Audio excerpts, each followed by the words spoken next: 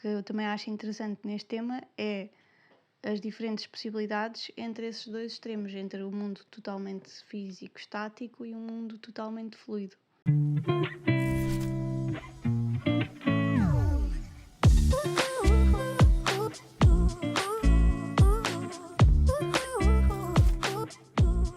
Olá, sejam bem-vindos ao Original Dreamers.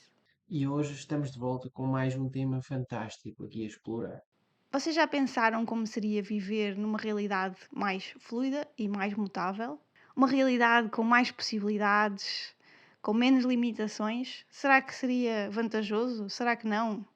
Vamos pensar sobre isso hoje. Sim, então eu tenho aqui um apanhado de vantagens e desvantagens de viver numa realidade mais permanente e numa realidade mais dinâmica. E eu vou começar por apresentar as vantagens e desvantagens de cada uma destas possibilidades. Em primeiro lugar, uma realidade permanente é estática, previsível e imutável nos seus fundamentos, oferecendo estabilidade e segurança. E uma realidade permanente pode parecer intemporal ou lenta, pois as mudanças são espaçadas. Este seria o overview da realidade permanente. Sim, parece que aí sugere que as coisas seriam mais lentas, ou seja, quando estás aqui para fazer algum projeto, alguma coisa, demora muito mais tempo do que se tu estiveres num mundo mental onde tu pensas e as coisas acontecem imediatamente. Mas, é claro, tem vantagens e desvantagens. Então vamos começar por analisar quais as vantagens. Portanto, vantagens de uma realidade mais permanente. Temos segurança e estabilidade. A consciência encontra paz ao saber que as regras do ambiente são constantes e confiáveis. Isso reduz o caos e a ansiedade, permitindo foco em aspectos internos ou espirituais. O que é que se passa aqui neste tipo de natureza? Passa-se que a realidade é mais lenta, mais estática, mais permanente e a consciência vai reconhecer esta constância, esta confiabilidade do ambiente e a sua atenção vai deixar de ser tão externa, porque a velocidade do ambiente externo é uma velocidade inferior à velocidade da consciência, possivelmente, e a atenção vai recair sobre o próprio indivíduo. Isso leva a que o indivíduo se autorreconheça. Ou seja, possivelmente também é necessário uma certa permanência que depois leva à existência da consciência, ou ao reconhecimento da consciência, ao reconhecimento da individualidade do indivíduo. Temos também a facilidade de construção de identidade, uma coisa leva à outra. As estruturas permanentes fornecem um fundo sólido para definir e reforçar a identidade. E a previsibilidade e o planejamento. Decisões podem ser tomadas com base em condições estáveis, promovendo eficiência e longevidade nos planos. Portanto, se tudo é mais estável, a pessoa consegue organizar-se melhor, a pessoa consegue planejar a sua vida de forma a ter tudo mais ou menos coordenado e saber até o que é que pode acontecer, prever o que é que pode acontecer. Mas será que também não estaremos à mercê das realidades mais fluidas? Será que essas realidades mais fluidas e mentais não terão poder sobre as realidades mais sólidas? Porque aqui aparenta essa segurança que tu estavas a mencionar, mas ao mesmo tempo também perdemos o acesso às realidades. Perdemos o acesso. Não é bem assim, mas pronto. O acesso é mais limitado às realidades mentais. Será que elas não também estão a influenciar esta realidade? Na minha opinião, isso tem mais a ver com a velocidade da consciência do indivíduo ela própria, que depois pode levar a diferentes estados de percepção do ambiente. Um ambiente lento para um indivíduo pode ser um ambiente rápido para o outro. Penso que depende da velocidade da consciência ou do padrão de consciência de cada um. Mas vamos deixar isso, se calhar, para o tópico seguinte. Em termos de desvantagens, este tipo de realidades leva a maior rigidez e estagnação. A consciência pode sentir-se limitada pela falta de possibilidade de transformação, leva à monotonia ou falta de inovação, tudo se torna bastante estático, bastante previsível e às vezes não se sabe muito bem o que fazer, porque se é tudo tão estático, o que é que o indivíduo pode fazer mais que leve a alguma alteração? Existem também desafios de adaptação, dificuldade em lidar com mudanças inesperadas, se a ruptura ocorrer. Isto aqui tem a ver com a capacidade do indivíduo se adaptar às mudanças e numa realidade que é muito estática, existem poucas mudanças, então o indivíduo aprende a lidar com a estabilidade. Mas depois, quando ocorre um ambiente caótico, ele pode não estar preparado para mudanças tão drásticas e isso pode causar-lhe também, para já, um estado de ansiedade extrema, mas depois também não saber como lidar com a situação, não saber, como, por exemplo, como sobreviver num estado em que tudo está mais acelerado, em que ocorrem alterações imprevistas e o que é que ele pode fazer nesse contexto. Como ele não aprendeu a lidar com isso, vai entrar num estado de descontrole. Mas eu nem iria tão longe, basta nós olharmos à nossa volta e perceber a reação da sociedade a mudanças. Normalmente, para que haja uma verdadeira mudança, uma mudança significativa em termos de sociedade, parece ser necessário que haja um estímulo, um evento que seja a justificação para que essa mudança aconteça. Mesmo que não fosse necessário acontecer esse evento para ocorrer a mudança, esse evento é necessário por uma questão social e psicológica, eu diria, de forma a que a sociedade aceite essa mudança. Sim, eu penso que concordo mais ou menos com o que estás a dizer e penso que se verifica bastante na sociedade que nós vivemos. E por fim, tenho ainda aqui menor aprendizagem por experiência. A estabilidade pode limitar os desafios que estimulam o crescimento através de experiências novas. Portanto, não existem experiências novas suficientes para o indivíduo aperfeiçoar o seu comportamento ou reconhecer padrões novos. Já numa realidade mais dinâmica, ela está em constante fluxo, com regras mutáveis e uma natureza adaptativa. Caracteriza-se por parecer acelerada ou até caótica, pois a percepção do tempo comprime-se diante de tantos estímulos. Quais as vantagens deste tipo de realidade? Em primeiro lugar, flexibilidade e adaptação. A consciência aprende a ajustar-se rapidamente, aumentando a sua resiliência e criatividade. Sim, eu concordo aqui particularmente na questão da criatividade.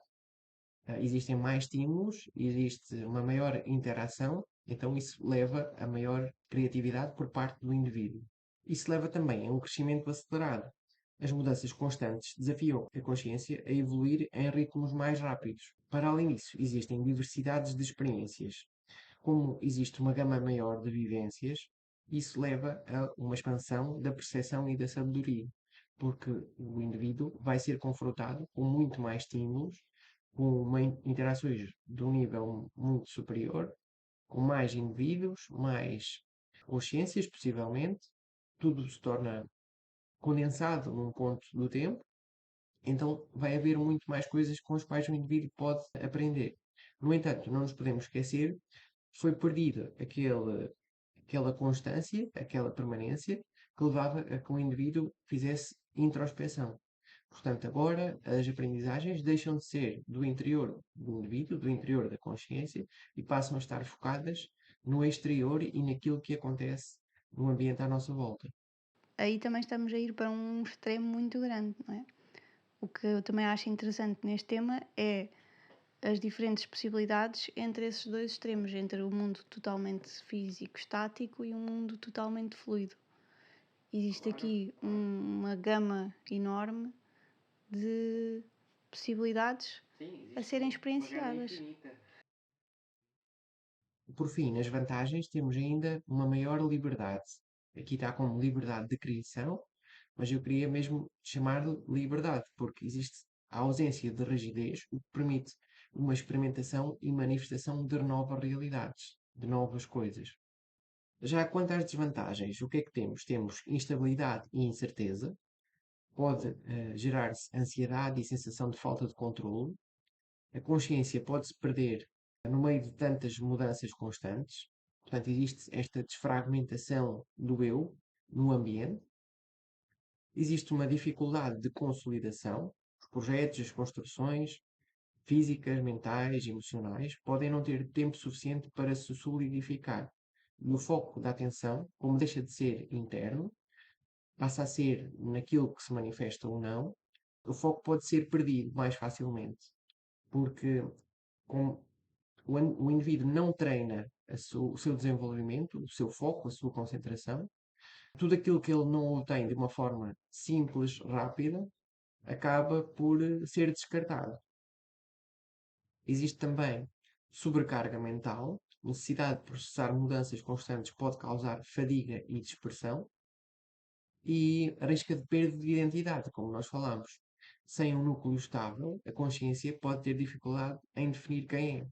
Portanto, existe aqui esta necessidade de não ir demasiado para um dos extremos para que a consciência se desenvolva. E para que a individualidade não seja perdida, caso assim seja a vontade dessa consciência, não é? Sim. Portanto, desta forma, talvez cada consciência tenha a sua velocidade ideal.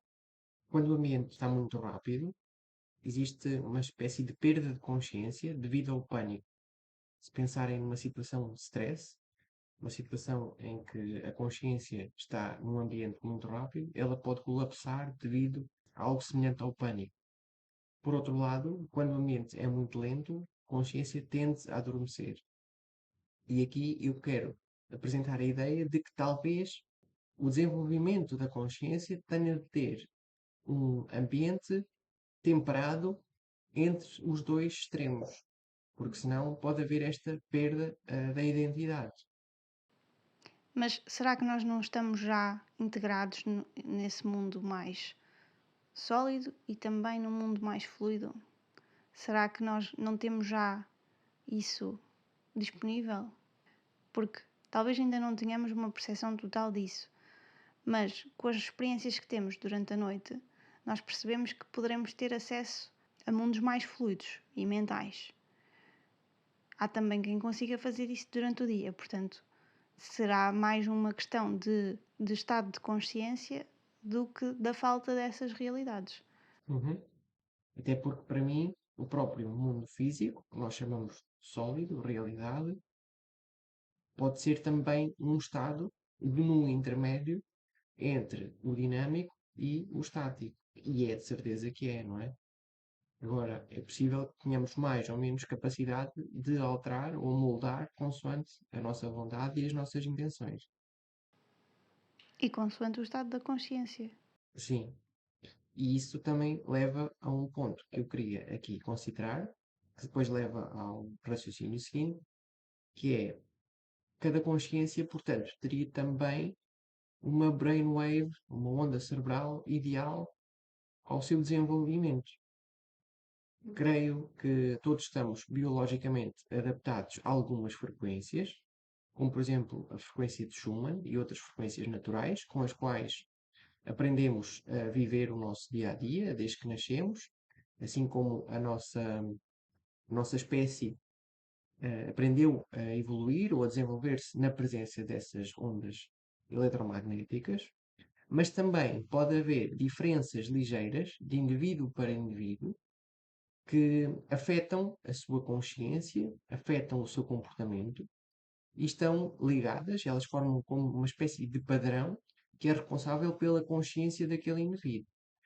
Ou seja, o que estou a dizer que é o seguinte: existem certas frequências do ambiente, como é o caso da frequência de Schumann e outras frequências naturais, que condicionam o nosso comportamento enquanto espécie, mas é possível que dentro da espécie, depois cada indivíduo tenha ligeiras diferenças, algumas se calhar não detectáveis até, coisas muito pequenas, que levam a diferentes comportamentos e a diferentes estados de consciência de indivíduo para indivíduo.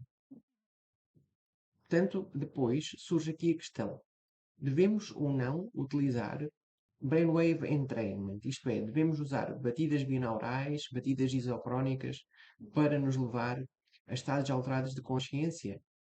E eu aqui, das experiências que eu tenho feito, eu não posso concordar completamente. Tudo bem que se usarmos, por exemplo, a frequência de Schumann, é uma frequência natural que pode ajudar-nos a entrar num ritmo mais natural, mas quando utilizamos outras frequências, como por exemplo 4, 6, 8, frequências que simplesmente são uma frequência que nós nem sabemos de onde é que vem, porque é que estamos a usar aquela frequência. Então aí eu não sei se isso é completamente benéfico. Porquê?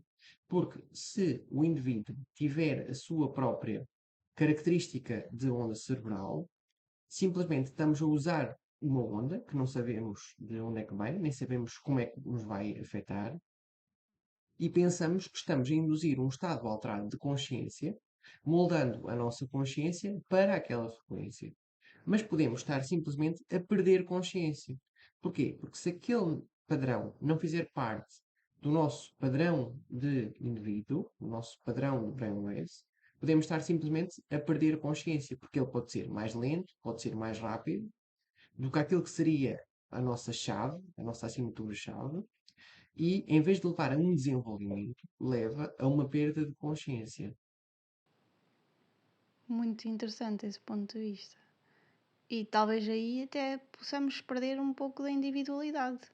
Porque se estivermos, vamos imaginar, milhares de pessoas naquela mesma onda binaural, então quase que se torna uma consciência unificada através dessa onda e a pessoa perde a sua individualidade. Sim, e agora até me fizeste lembrar dos experimentos do Michael Persinger, que ele fez um aparelho para um grande grupo de pessoas utilizar, que até era um projeto que utilizava o Arduino, depois criava, tinha um torus, era colocado um torus à volta do cérebro de cada pessoa dizia que aquilo aumentava as capacidades paranormais, telepatia e coisas do género. Ou seja, nesse tipo de equipamentos pode-se estar a criar uma consciência externa que interage com diferentes consciências. E sim, eu concordo com o que tu disseste, que isto é bastante mais complexo que o que nós pensamos e podem haver consciências coletivas, claro. Porque se a consciência for um espectro eletromagnético ou uma assinatura eletromagnética, é claro que pode haver consciências umas dentro das outras. Portanto, eu queria também tocar aqui um bocadinho nos fatores externos e internos que alteram o dinamismo da realidade. Em termos de fatores externos, o único que eu vou dizer, muito generalista, é a ressonância com o ambiente. Portanto, se o ambiente for muito acelerado ou muito lento, isso pode afetar a nossa percepção da realidade, claro, como faz todo o sentido. Aliás, o próprio ambiente pode ser a realidade. Mas isso depende da velocidade da nossa consciência. Então, será que, de acordo com a velocidade que a consciência está, a realidade é mais sólida ou mais fluida? É percepcionada de forma que, como se a realidade fosse mais sólida ou mais fluida? É isso? Sim, é isso que eu estou a ponderar, sim. E talvez aquilo que as pessoas chamam de dimensões, talvez nós possamos alterar aqui um pouco o conceito para a velocidade da consciência versus percepção de diferentes dimensões. Sim, eu penso que isso é perfeitamente plausível. Até porque, já ligando aqui com a vibração interna da consciência, ou seja, fatores internos que alteram o dinamismo da realidade. Tenho aqui vibração interna da consciência. Realidades permanentes podem corresponder a frequências internas mais baixas, ligadas a estados de paz, estabilidade e equilíbrio. Por outro lado, realidades dinâmicas podem corresponder a frequências internas mais altas, ligadas à criatividade, transformação e experimentação. Ou seja, um indivíduo que tem uma assinatura espectral de ondas cerebrais ou de consciência, podemos falar nos dois níveis, mais lento, tende a ter mais estabilidade, mais equilíbrio, a encontrar mais paz no ambiente à sua volta. Porque no fundo, as ondas cerebrais é aquilo que está ligado à percepção do indivíduo. Por outro lado, um indivíduo mais acelerado, imaginem, por exemplo, beta ou gama, tem uma maior criatividade, capacidade de transformação e experimentação. É por isso que, se formos analisar os espectros cerebrais de indivíduos que meditam muito tempo, eles têm estas duas em simultâneo. Têm um padrão que é caracterizado por ondas gama e beta de alta frequência, mas, ao mesmo tempo, existe uma ativação das ondas θ, que são ondas de relaxamento profundo. E existe esta comunicação constante entre o estado de criatividade e o estado de percepção de uma realidade alterada. No entanto, existem também outros fatores internos que alteram o dinamismo da realidade. Então, tenho aqui estado mental e emocional. Estados mentais mais calmos e equilibrados, como meditação, tendem a criar uma sensação de permanência. Emoções intensas ou estados mentais inquietos, como o stress ou o entusiasmo, criam percepções mais dinâmicas. O foco e atenção. Atenção sustentada e concentração num único ponto ou ideia pode estabilizar a realidade, tornando-a mais permanente. Atenção dispersa ou em múltiplas coisas leva a uma perda de foco e aumenta a dinamicidade da experiência. Então, recapitulando, como é que nós poderíamos alterar a velocidade da consciência? Seria um bocadinho todos os pontos que eu estou aqui a abordar, mas a chave seria em alterarmos o nosso padrão de ondas cerebrais. Ou então ser capaz de manter a consciência, dado que existiria uma aceleração das ondas cerebrais. Como eu disse no início, ao estarmos a induzir ondas cerebrais alteradas, isso pode levar a uma perda de consciência. Então, temos que nos certificar é que existe um aumento da consciência, mas ao mesmo tempo, um indicador para isso tem que ser a existência de ondas cerebrais numa frequência mais elevada. Mas as ondas cerebrais não são o reflexo do estado da consciência.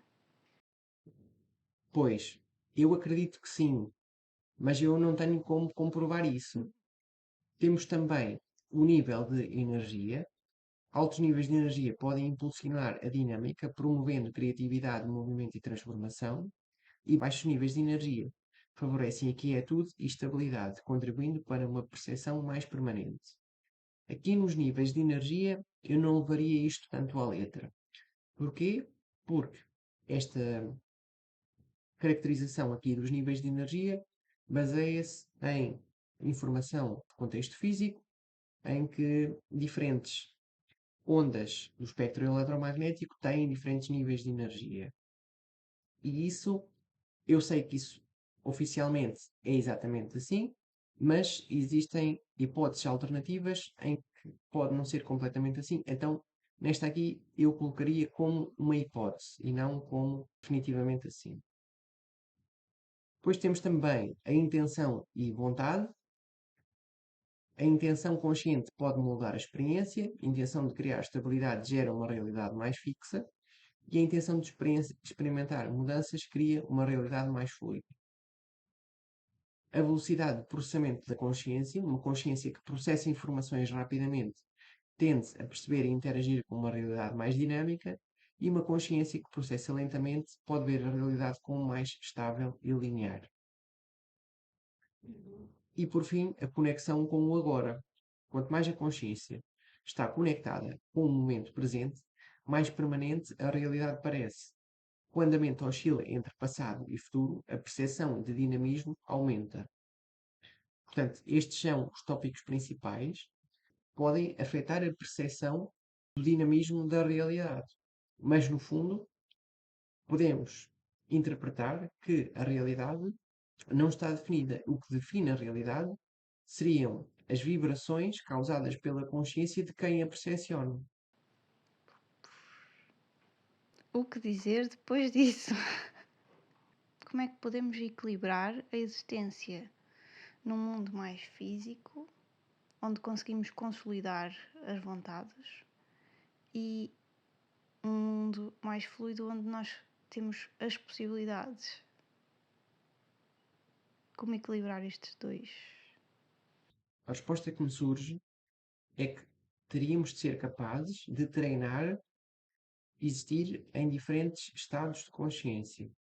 Treinar, ser capaz de estar estável, fixo e saber viver em permanência, mas ao mesmo tempo ser capaz de fazer a transição rápida para um estado diferente, em que somos capazes de experimentar várias coisas, imaginar-nos em vários sítios ao mesmo tempo, diversas possibilidades e tornar tudo mais dinâmico. Ou seja, viver, um pouco como tu falaste há pouco, viver em duas realidades, mas o mais importante para o nosso desenvolvimento seria a capacidade de ter uma transição transparente de um ponto para o outro. Treinar a movimentação do nosso ponto de foco, do nosso aglomerado de consciência, treinar a estabilidade e depois treinar o dinamismo e conseguir ser capaz de mudar de um para o outro sempre que nós quisermos, E sem perder a cabeça. sem perder a cabeça. E se, vamos imaginar, e se nós tivéssemos que escolher uma dessas realidades? Qual é que tu escolherias? Essa é a segunda parte da pergunta. Ah, qual é que eu escolheria? Deixem nos comentários qual é que vocês escolheriam. Agora, antes de nós dizermos o que é a nossa opinião. Vamos tentar responder essa questão de uma forma alternativa. Ora bem, se eu desacelerar completamente, tu podes dizer que no limite da escala há o zero. Mas ao mesmo tempo podes considerar que o zero se une novamente ao infinito. Então, será que se tu fores capaz de dominar em plenitude a estabilidade, ao mesmo tempo estás a treinar em plenitude o dinamismo? Porque no fundo, um pode existir dentro do outro. Agora, como tu perguntaste, aquilo que eu escolheria, eu se calhar escolheria mais a estabilidade. Se calhar o meu script da minha personalidade levaria-me mais a esse. Mas também gosto muito do outro. É só porque tem que ser ou um ou o outro. E então eu escolho a estabilidade sabendo que o outro estado pode existir dentro desse ou consequente desse. E agora eu faço a mesma pergunta. E tens que escolher um. É difícil escolher, mas eu acho que escolheria o outro, uma realidade mais fluida, pelas possibilidades de criação. Aí, e também das experiências que já tivemos neste momento, neste ponto de consciência, escolheria uma realidade mais fluida. Mas, se não tivermos de escolher, acho que é preferível as duas. Obrigada por terem ficado até aqui. Se tiverem alguma dúvida, deixem também nos comentários. Deixem o like e subscrevam se ainda não forem subscritos neste canal para ajudar o canal a crescer. E se vocês gostaram deste vídeo e que acharem que ele é útil para algum amigo, partilhem e vemo-nos no próximo vídeo. Até a próxima. Obrigado. Obrigada!